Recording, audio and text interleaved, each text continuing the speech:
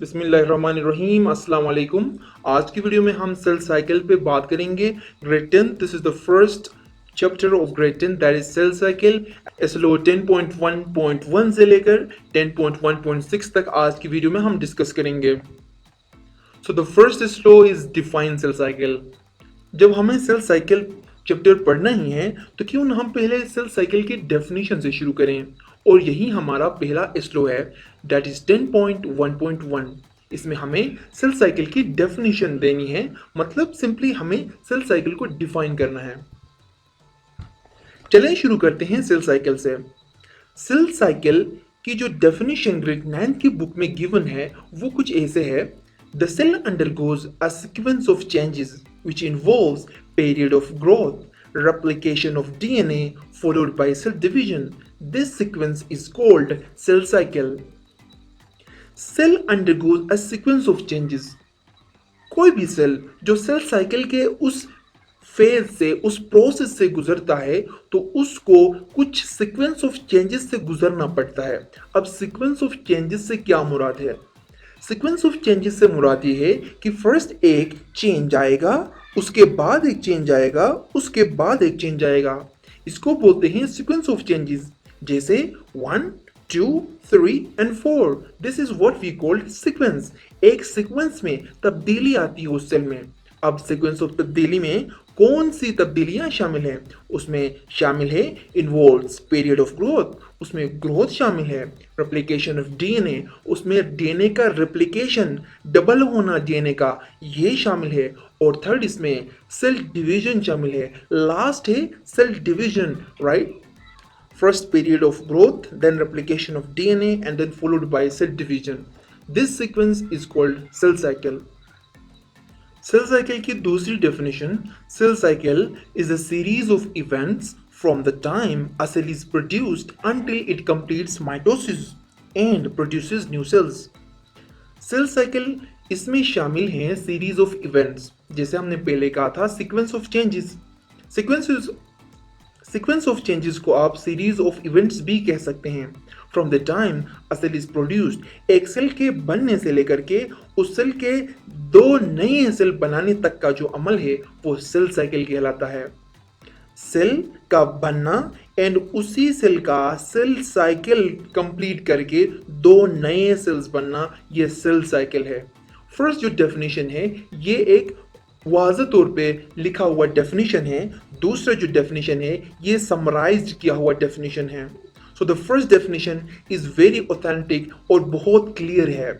The cell undergoes a sequence of changes, cell sequence of changes से गुजरता है। उस सीक्वेंस ऑफ चेंजेस में शामिल है इन्वॉल्व्स पीरियड ऑफ ग्रोथ शामिल है, रेप्लिकेशन ऑफ डीएनए शामिल है। इसके बाद सेल दो में डिवाइड होता है, तो इसको हम बोलते हैं सेल साइकिल। अगर दूसरी डेफिनेशन की बात करें तो सेल का बनने से लेकर के उस सेल का मजीद दो नए सेल्स का बनाने तक का जो साइकिल है वो सेल साइकिल कहलाता है। उम्मीद करते हैं the first SLO is completed and you have understood that. Next हमारा स्लो है, इसमें differentiate between the major phases of cell cycle that is interphase and division. Second SLO में हमें सेल साइकिल के दो जो सब फेजेस हैं इनकी हमें डिफरेंशिएशन लिखनी है। सेल साइकिल को मजीद दो में डिवाइड किया गया है। एक तो हमारे पास इंटरफेज है, दूसरा हमारे पास डिवीजन फेज है। डिवीजन फेज को हम माइटोटिक या एम फेज भी कहते हैं। So the first difference between interphase and division phase is that interface basically इसमें डिवीजन नहीं होता, सेल इसमें डिवाइड नहीं हो रहा होता है, लेकिन ये एक इम्पोर्टेंट फेज है जिसमें सेल अपने आप को डिवाइड होने के लिए तैयार करता है, which is a period of non apparent division. Interphase वो फेज है जिसमें सेल बेसिकली डिवाइड नहीं होता, लेकिन सेल अपने आप को डिवाइड होने के लिए तैयार करता है, इसको हम इंटरफेज कहते हैं। अगर हम डिवीजन फेज या माइटोटिक या एम फेज की बात करें तो it is a period of division. इसमें बेसिकली सेल डिवाइड हो रहा होता है, सेल एक से दो में तकसीम हो रहा होता है। So the next difference between interphase and division phase is there. Interphase में मजीद तीन सब फेजेस हैं, G1, gap 1, S synthesis and G2 phase. जबकि डिवीजन फेज की बात करें तो उसमें माइटोसिस शामिल है, मेयोसिस शामिल है, साइटोकिनेसिस शामिल है। The third difference between interphase and division phase is that interphase is a longer phase than mitotic phase. अगर हम इंटरफेज की पीरियड की बात करें, मतलब अगर एक सेल को सेल साइकिल कंप्लीट करना है तो सेल साइकिल ज़्यादा टाइम किस फेज में लेता है। जैसे मैंने पहले कहा कि सेल साइकिल के दो फेजेस हैं, एक इंटरफेज है और एक डिवीजन फेज है। पूरा जो सेल साइकिल है उसके दो दो फेजेस हैं, एक इंटरफेज है, एक डिवीजन फेज है। सेल किस फेज में ज्यादा टाइम लेता है या कौन सा फेज है जिसमें सेल अपना ज्यादा टाइम उसमें बिताता है सेल साइकिल को कंप्लीट करने के लिए, तो वो है इंटरफेज।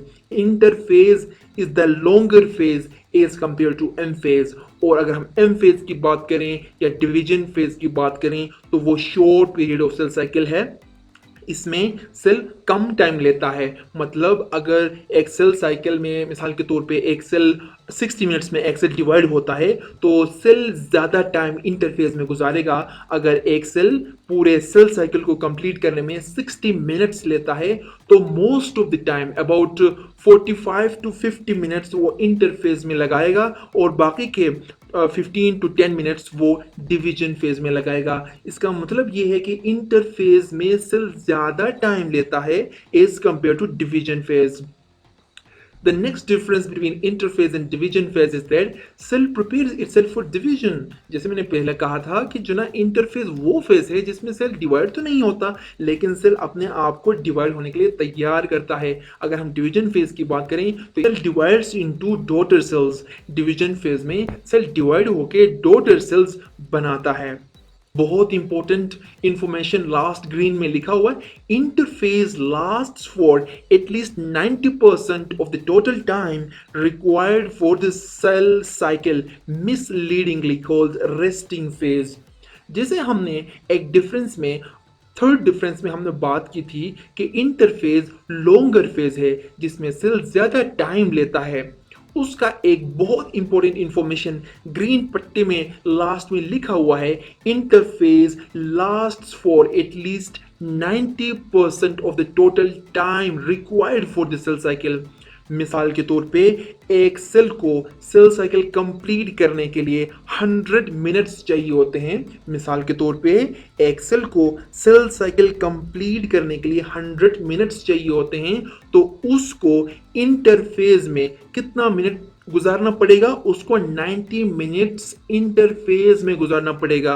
या दूसरे अल्फाज में बोलें तो इंटरफेज में वो 90 मिनट्स लेगा जबकि डिवीजन फेज में वो सिर्फ 10 मिनट्स लेगा। सो यू नो कि इंटरफेज बहुत एक लॉन्गर फेज है जिसमें से ज्यादा टाइम लेता है। और ग्रीन पट्टी में ये बात बहुत क्लियरली लिखा हुआ है कि interphase lasts for at least 90% of the total time. Total time का 90% टाइम इंटरफेज में सेल गुजारता है। सो मिसलीडिंगली कॉल्ड रेस्टिंग फेज। इंटरफेज को मिसलीडिंगली मतलब मिसअंडरस्टूड किया है, इसको रेस्टिंग फेज भी कहा जाता है क्योंकि लगता यूं था कि बेसिकली सेल इसमें डिवाइड नहीं हो रहा होता था। बेसिकली सेल इसमें डिवाइड नहीं होता है, इसलिए लोगों को पहले उनको लगा साइंटिस्ट को कि बेसिकली ये कोई रेस्टिंग फेज है, लेकिन ये कोई रेस्टिंग फेज नहीं है। इसमें सेल अपने आप को प्रिपेयर करता है सेल को डिवाइड होने के लिए। पहले लगता था कि एक रेस्टिंग फेज है, मतलब सेल एक रेस्ट इन फेज में है, मतलब वो कुछ कोई एक्टिविटीज उसमें नहीं होते हैं, कोई चेंजेस उसमें नहीं आ रहे होते हैं। ये पहले लगता था साइंटिस्ट को, लेकिन बाद में पता चला कि इंटरफेज बहुत इंपॉर्टेंट फेज है जिसमें सेल प्रिपेयर होता है सेल डिवीजन के लिए। सो मिसलीडिंगली मतलब मिसअंडरस्टैंड किया है और इसको नाम दिया है रेस्टिंग फेज। इन रियलिटी ये कोई रेस्टिंग फेज नहीं है, ये इसमें बहुत सारे मेटाबॉलिक चेंजेस आ रहे होते हैं सेल में, तो इसको मिसलीडिंगली रेस्टिंग फेज का नाम दिया गया था। अभी हम इसको रेस्टिंग फेज नहीं कहेंगे बिकॉज वी नो दैट के इंटरफेज वो इंपॉर्टेंट फेज है जिसमें सेल प्रिपेयर होने के लिए तैयार होता है। बहुत सारे मेटाबॉलिक चेंजेस सेल में आ रहे होते हैं। न्यूक्लियस के अंदर जो ना डीएनए रेप्लिकेट होना, उसके अलावा प्रोटीन सिंथेसिस का होना, एंजाइम सिंथेसिस का होना, ऑर्गेनेल्स का डुप्लीकेट होना, ये तमाम चीज़ें इंटरफेज में हो रही होती हैं। तो how can you say that के interphase is the resting phase that was said earlier. पहले ये कहा जाता था misleadingly resting phase, but now we will not say resting phase because हमें पता चला है कि इंटरफेज बहुत इंपॉर्टेंट है। इंटरफेज अगर नहीं है तो इसका मतलब ये है कि सेल डिवाइड भी नहीं होगा बिकॉज इंटरफेज में सेल प्रिपेयर होता है डिवीजन के लिए। उम्मीद करते हैं सेकेंड स्लो आपको समझ आ चुका होगा and I am moving towards the next slow that is describe sub phases of the interphase of cell cycle. 10.1.3 sub phases of interphase of cell cycle. sub phases interphase के अंदर जो पहले हम differentiation में हम आपसे बात कर चुके हैं, हम आपसे कह चुके हैं कि इंटरफेस के अंदर सब फेजेस हैं जो कि G1 S and G2। सो हम इन फेजेस की बात करेंगे। interphase is divided into three phases G1 S and G2।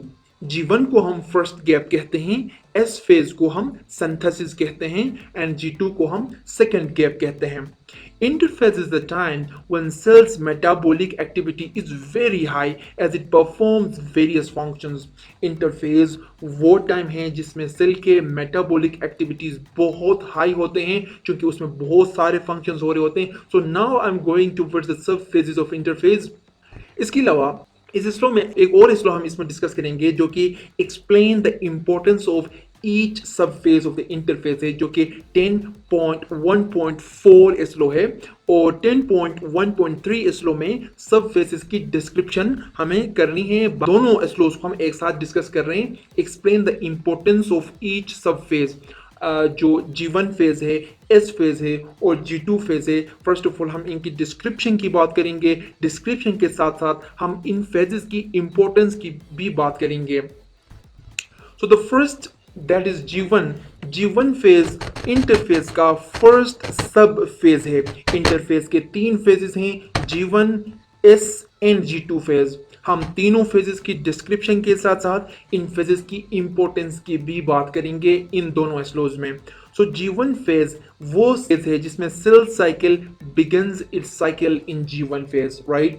G1 phase में सेल अपना सेल साइकिल बेसिकली G1 से शुरू होता है and the next point is cell supply of protein increases. So cell supply of protein increases. इसमें protein की जो supply है टूवर्ड्स सेल वो इंक्रीज होती है। ये पॉइंट्स आपको याद रखने हैं। ये पॉइंट्स बेसिकली ग्रेड 9 के बुक से हमने उठाए हैं क्योंकि ग्रेड 9 की बुक ही जो ना वो वाहिद बुक है जो आपके ग्रेड 10th के लिए आपकी लेवल की है। So you should memorize these all points from grade 9th book. These are exactly we have copied these points from grade 9th book.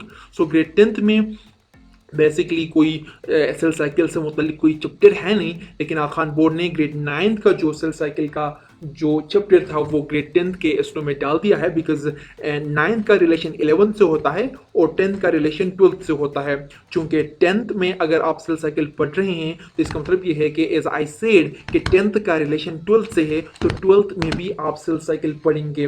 यही वजह है कि सेल साइकिल को 9th में नहीं पढ़ाया बल्कि 10th में पढ़ाया आपके आगा खान बोर्ड ने। सो सेल साइकिल की जो फर्स्ट जो फेज है जिसको हम इंटरफेज कहते हैं उसके सब फेजेस की जो ना हम बात कर रहे हैं। G1 फेज जिसको हमने फर्स्ट बोला कि G1 फेज वो फेज है जिसमें सेल साइकिल अपना जो साइकिल है वो बेसिकली G1 फेज से शुरू करता है।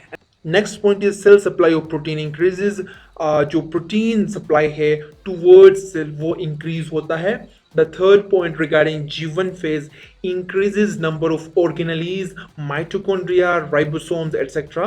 Organelles जो कि आप लोगों को पता है कि सेल के अंदर एक स्पेसिफिक स्ट्रक्चर्स होते हैं, एक मखसूस स्ट्रक्चर्स होते हैं जिनका एक मखसूस फंक्शन होता है, वो ऑर्गेनेलीज कहलाते हैं। सो वो ऑर्गेनेलीज में मिसाल के तौर पे अगर हम माइटोकॉन्ड्रिया की बात करें, राइबोसोम्स की बात करें तो ये ऑर्गेनेलीज हैं और G1 फेज में ये जो ऑर्गेनेलीज होते हैं ये इंक्रीज होते हैं, मतलब ये इन ऑर्गेनेलीज की जो नंबर है वो ज़्यादा होती है, ताकि आगे जाके सेल को डिवाइड भी होना है। तो एक सेल जब दो में डिवाइड होगा तो हर सेल में राइबोसोम्स तो चाहिए होंगे, हर सेल में राइबोसोम्स के अलावा माइटोकॉन्ड्रिया ऑर्गेनेलीज वो भी तो चाहिए होंगे। तो क्यों ना सेल्स की जो ऑर्गेनेलीज हैं वो G1 फेज में ऑर्गेनेलीज की तादाद को बढ़ाया जाए, ताकि जब आगे जाकर के सेल डिवीजन में सेल दो में तकसीम होगा तो हर सेल में माइटोकॉन्ड्रिया, राइबोसोम्स और जितने भी ऑर्गेनेलीज हैं एक सेल में वो तमाम के तमाम ऑर्गेनेलीज उन दोनों सेल्स में होने चाहिए।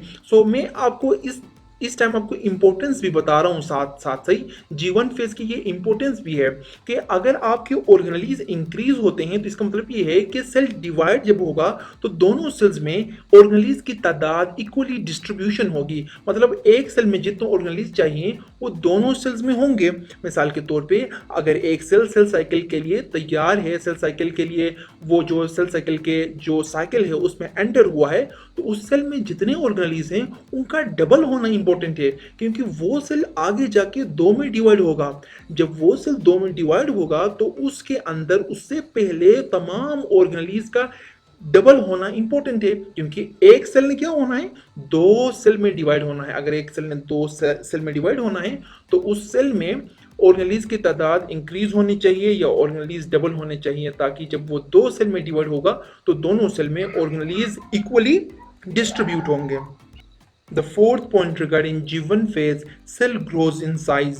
सेल साइज में बड़ा होता है जैसे जैसे ऑर्गेनेलीज की तादाद इंक्रीज होगी, protein supply increase, various enzyme की सिंथेसिस का होना, तो बहुत सारे एक्टिविटी सेल के अंदर होते हैं, तो सेल ग्रो होगा, साइज में बड़ा होगा। So next point regarding G1 phase, synthesis of various enzymes. G1 phase में बहुत सारे एंजाइम्स बनते हैं which are required in next phase, जो कि नेक्स्ट फेज में चाहिए होते हैं। नेक्स्ट फेज कौन सा है, that is S phase. S phase में बहुत सारे एंजाइम्स की जरूरत पड़ती है, तो वो एंजाइम्स बेसिकली G1 फेज में बनते हैं ताकि एस फेज प्रॉपरली रन कर सके।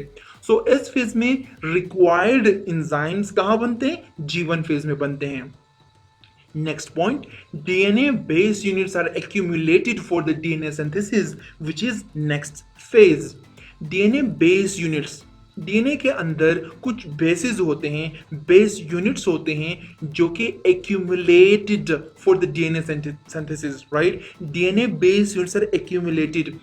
G1 फेज में डीएनए के बेस यूनिट्स, राइट, डीएनए के अंदर कुछ यूनिट्स होते हैं, वो क्या होते हैं, G1 फेज में एक्यूमुलेट होते हैं, मतलब वो तैयार होते हैं। DNA base units G1 phase में बेसिकली तैयार होते हैं। G1 फेज के अंदर डीएनए बेस यूनिट्स तैयार होते हैं ताकि डीएनए की सिंथेसिस किया जा सके, जो कि एस फेज में किया जाता है।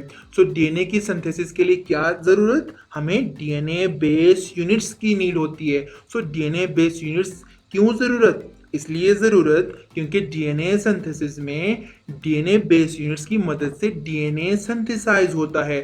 सो डीएनए बेस यूनिट्स जब एक्यूमुलेट होंगे, जब वहाँ G1 फेज में प्रिपेयर होंगे, तो डीएनए सिंथेसिस में ये यूज होंगे, क्योंकि डीएनए कैसे बनता है, डीएनए बेस यूनिट से बनता है। सो डीएनए बेस यूनिट्स का वहाँ एक्यूमुलेट होना, वहाँ प्रिपेयर होना, पहले से तैयार होना ज़रूरी है, ताकि डीएनए सिंथेसिस नेक्स्ट फेज में, जो कि एस फेज है, उसमें डीएनए सिंथेसिस किया जा सके। So the next point regarding G1 phase, G1 phase is particularly important in the cell cycle because it determines whether the cell commits to division or to living the cell cycle. G1 phase बहुत important phase है cell cycle के अंदर, क्योंकि इसमें cell decide करता है कि cell cycle को आगे चलाना है या सेल ने सेल साइकिल को क्विट करना है, मतलब कि एग्जिट करना है। तो G1 फेज ही डिसाइड करेगा, क्योंकि G1 फेज के अंदर बहुत सारी प्रिपरेशंस होती हैं, सेल प्रोटीन सप्लाई सेल के जो ना इंक्रीज होता है, ऑर्गेनेलीज की जो नंबर है वो इंक्रीज होती है, सेल की साइज इंक्रीज होती है, वेरियस एंजाइम्स की सिंथेसिस होती है। अगर ये चीज़ें अगर जीवन फेज में नहीं होती हैं तो सेल जो है सेल साइकिल के नेक्स्ट फेज में नहीं जाता है, सेल क्विट करता है वहाँ से। सही हो गया जी, सेल वहाँ से आगे नहीं जाएगा। सो जीवन फेज की ये इंपॉर्टेंस है। सो जीवन फेज की इंपॉर्टेंस में मैंने आपको नंबर ऑफ ऑर्गेनेलीज की इंक्रीजमेंट के हवाले से आपको बता दी कि इंक्रीज होना चाहिए होता है ऑर्गेनेलीज, बिकॉज सेल ने 2 में डिवाइड होना है तो हर सेल में ऑर्गेनेलीज की तादाद इक्वल होनी चाहिए। उसके अलावा वेरियस एंजाइम्स, बहुत सारे एंजाइम्स की सिंथेसिस भी जीवन में होती है। तो इसका क्या इंपॉर्टेंस है? इसका इंपॉर्टेंस ये है कि नेक्स्ट फेज में जो कि एस फेज है उसमें ये एंजाइम्स चाहिए होते हैं। उसके अलावा जो ना डीएनए बेस यूनिट्स जीवन फेज में एक्यूमुलेट होते हैं, वहां पहले से तैयार किए जाते हैं। जीवन फेज में डीएनए बेस यूनिट्स तैयार किए जाते हैं ताकि डीएनए सिंथेसिस में ये जो डीएनए बेस यूनिट्स हैं ये यूज किए जा सकेंगे। कि डीएनए सिंथेसिस कैसे? Because of DNA base units के जरिए किया जाता है। तो नेक्स्ट फेज जो कि एस फेज है उसमें डीएनए बेस यूनिट्स चाहिए होते हैं डीएनए सिंथेसिस के लिए। सो जीवन फेज की ये बहुत सारी इंपॉर्टेंसेस हैं। सो हमने जो ना जीवन फेज के पॉइंट्स भी डिस्कस किए और जीवन फेज की जो इंपॉर्टेंस है वो भी हमने डिस्कस किया। Now I am moving towards the next phase, that is S phase. Interphase के 3 सब फेजेस थे जिसमें first G1 phase and the next is S phase, और नेक्स्ट जो हम बात करेंगे वो G2 फेज होगा। Now we will talk about S phase. DNA is synthesized. S phase, S word जो एस के लिए इन्होंने महसूस किया है वो सिंथेसिस फेज। सो इसमें कुछ सिंथेसिस होगी, कोई चीज बनेगी इसमें। सो डीएनए इज सिंथेसाइज्ड, इसमें डीएनए सिंथेसाइज्ड होती है and chromosome number is doubled, इसमें क्रोमोसोम की जो नंबर है वो डबल होती है। इसमें डीएनए सिंथेसाइज होगा, जब डीएनए सिंथेसाइज होगा तो क्रोमोसोम नंबर डबल होगी। As a result each chromosome consists of 2 sister chromatids. जब क्रोमोसोम नंबर डबल होगा तो हर क्रोमोसोम 2 सिस्टर क्रोमेटिड्स पर मुश्तमिल होगा। सो एस फेज की अगर हम बात करें तो एस फेज में डीएनए की सिंथेसिस होती है। जैसे पहले G1 फेज में मैंने बात किया था कि जो ना DNA base units are accumulated, DNA के बेस यूनिट्स एक्यूमुलेट किए जाते हैं, मतलब वो पहले से तैयार किए जाते हैं G1 फेज में ताकि डीएनए सिंथेसिस को इजिली परफॉर्म किया जा सके। और डीएनए सिंथेसिस कहाँ होती है? नेक्स्ट फेज में। हमने पहले बोला था नेक्स्ट फेज कौन सा है? जो कि एस फेज है। और एस फेज में भी आप यही पॉइंट आपको सुनने को आ रहा है कि DNA is synthesized. S phase में डीएनए सिंथेसाइज होता है और जब डीएनए सिंथेसाइज होगा तो क्रोमोसोम नंबर डबल होगा। As a result each chromosome consist of 2 sister chromatids, जिसके नतीजे में एक क्रोमोसोम 2 सिस्टर क्रोमेटिड्स पे मुश्तमिल होगा। मैं कुछ आपको पिक्चर से समझाने की कोशिश करता हूँ। इसमें यह है कि ये जो आपको नजर आ रहा है ये एक क्रोमोसोम है, राइट? और ये आपको जो 2 नजर आ रहे हैं, ये जो 2 आपको एक्स टाइप का नजर आ रहा है, ये भी तो एक क्रोमोसोम है। क्रोमोसोम चाहे एक हो या ऐसे मल्टीप्लाई की शक्ल में या एक्स की शक्ल में 2 हो, तो ये दोनों हम क्या कहेंगे? इनको क्रोमोसोम का नाम देते हैं। क्रोमोसोम चाहे ऐसे एक हो या ऐसे 2 हो, दोनों को हम क्या कहते हैं? क्रोमोसोम कहते हैं। और ये जो एक चीज है, ये एक जो अगर हम इसकी बात करें, मैं इस पिक्चर में आपको समझा रहा हूं, ये देखें जैसे ये हमने इसको क्या लेबल किया है? ये क्रोमोसोम है। ये this strand and this strand, ये दोनों क्या हैं? ये दोनों स्ट्रैंड, इन दोनों स्ट्रैंड्स को हम कहते हैं सिस्टर क्रोमेटिड्स।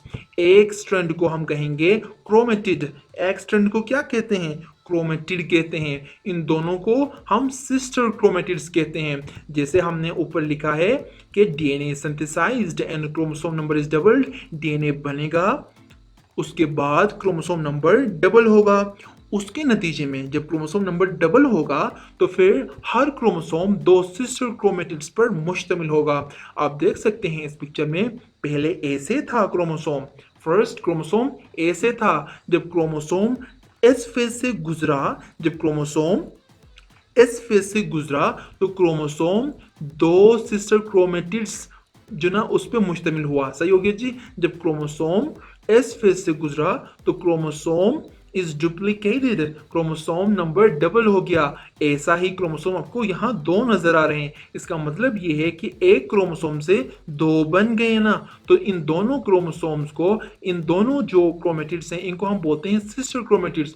यहाँ बेसिकली क्रोमोसोम रेप्लिकेट हुआ है, क्रोमोसोम का एक कॉपी बना है। कहाँ? एस फेज में। सो एस फेज वो फेज है जिसमें क्रोमोसोम एक से दो बनता है और एक क्रोमोसोम दो क्रोमेटिड्स पे मुश्तमिल होता है। ये बात आपको समझ आ चुकी होगी कि एक क्रोमोसोम दो सिस्टर क्रोमेटिड्स पे मुश्तमिल होती है। क्या क्या मतलब है? इसका मतलब ये है कि ये जो एक्स टाइप चीज है ये क्रोमोसोम है, और इस क्रोमोसोम में आप देखते हैं एक ये और दूसरा ये सिस्टर क्रोमेटिड्स हैं।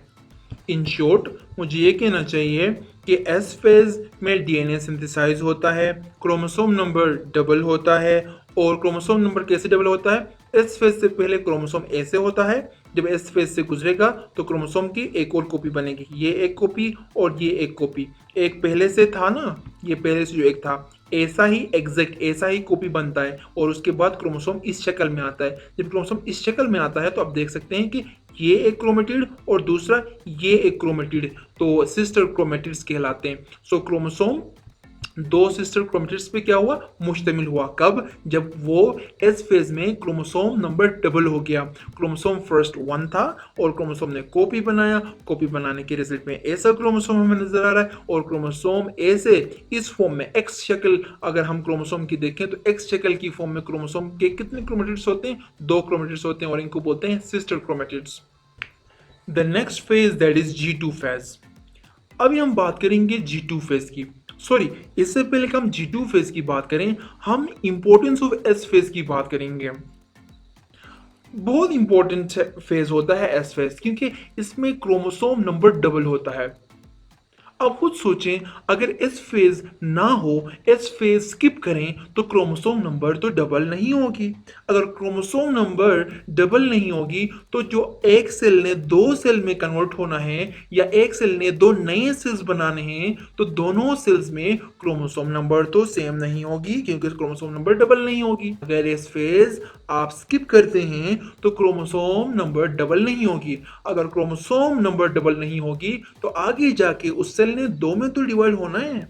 अगर दो में जब वो डिवाइड होगा तो क्रोमोसोम नंबर, नए दो जो सेल्स बने हैं उन दोनों सेल्स में क्रोमोसोम नंबर की जो नंबर है वो सेम नहीं होगी। उसके नतीजे में सेल्स कुछ और बनेंगे, मतलब सेल्स एबनॉर्मल बनेंगे, क्योंकि दोनों सेल्स में क्रोमोसोम का नंबर सेम होना जरूरी है।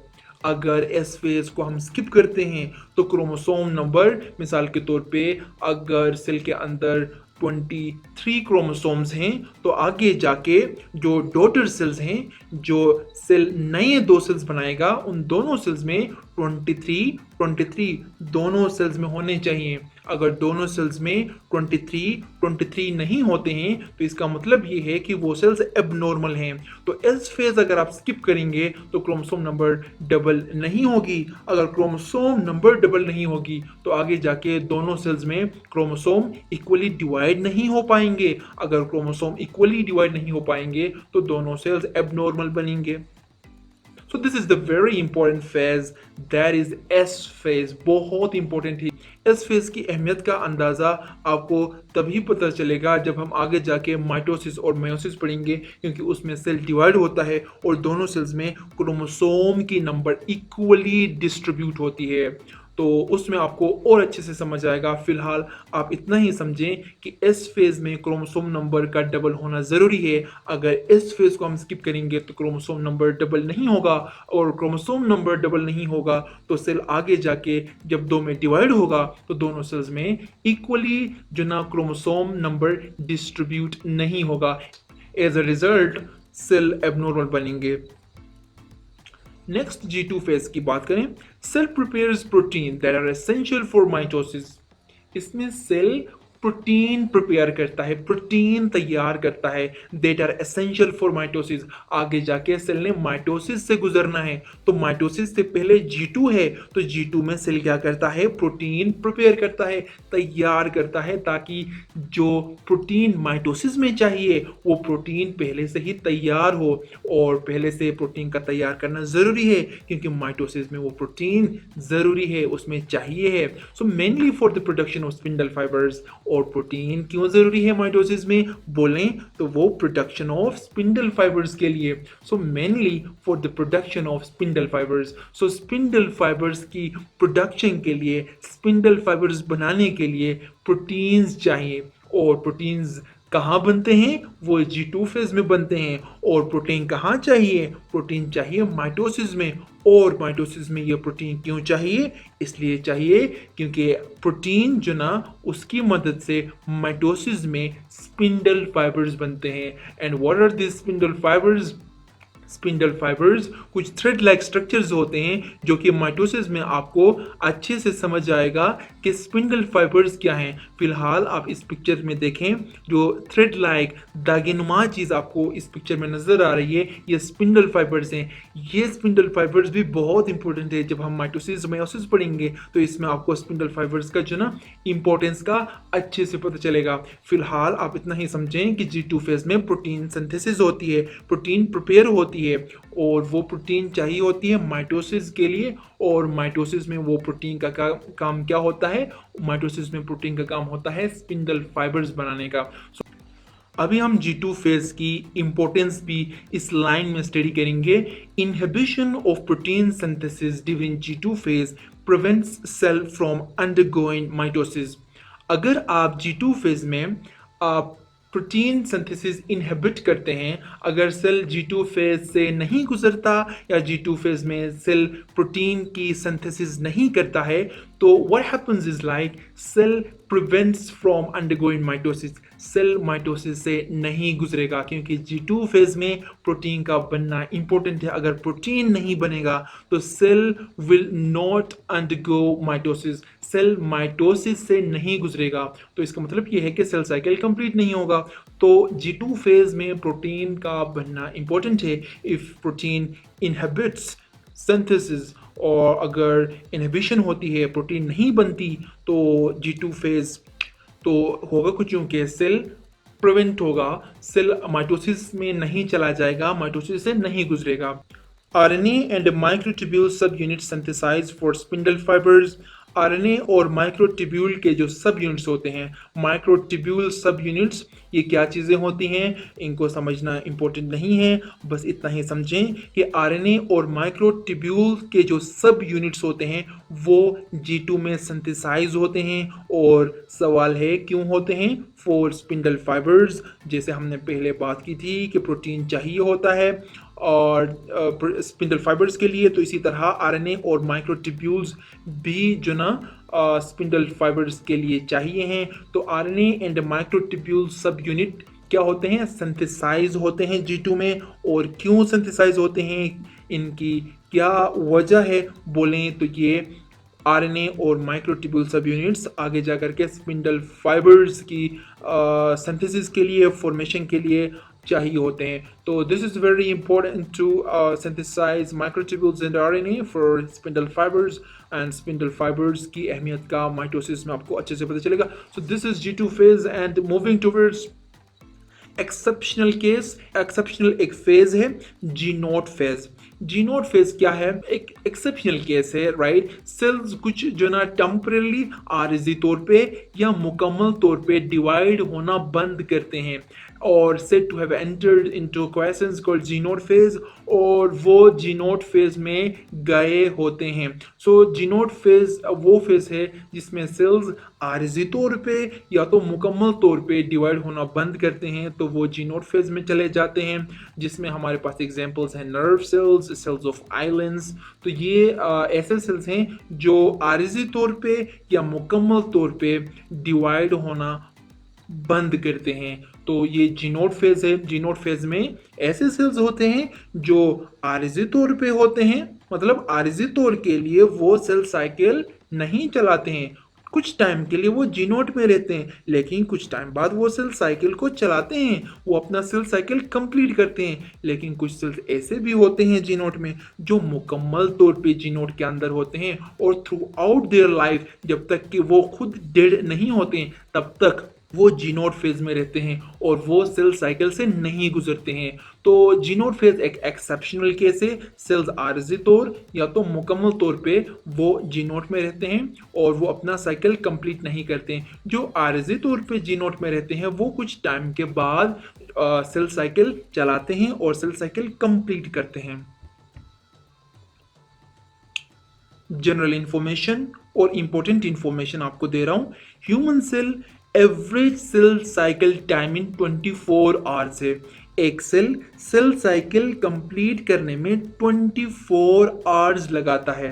ह्यूमन सेल की बात कर रहे हैं, हर सेल के लिए डिफरेंट होता है। हम एक ह्यूमन सेल की बात करते हैं। एक ह्यूमन सेल की जो एवरेज सेल साइकिल टाइमिंग है, एक सेल को अगर सेल साइकिल कंप्लीट करना है, कौन सा सेल, ह्यूमन सेल, तो उसको कितना टाइम लगता है, तकरीबन 24 घंटे लगते हैं। जिसमें माइटोसिस में वो 30 मिनट लेता है, G1 फेज में वो 9 घंटे, एस फेज में वो 10 घंटे और G2 में 4.5 घंटे। और where is full cycle in yeast cells, अगर हम यीस्ट सेल्स की बात करें तो इसमें जस्ट 90 मिनट्स लगते हैं।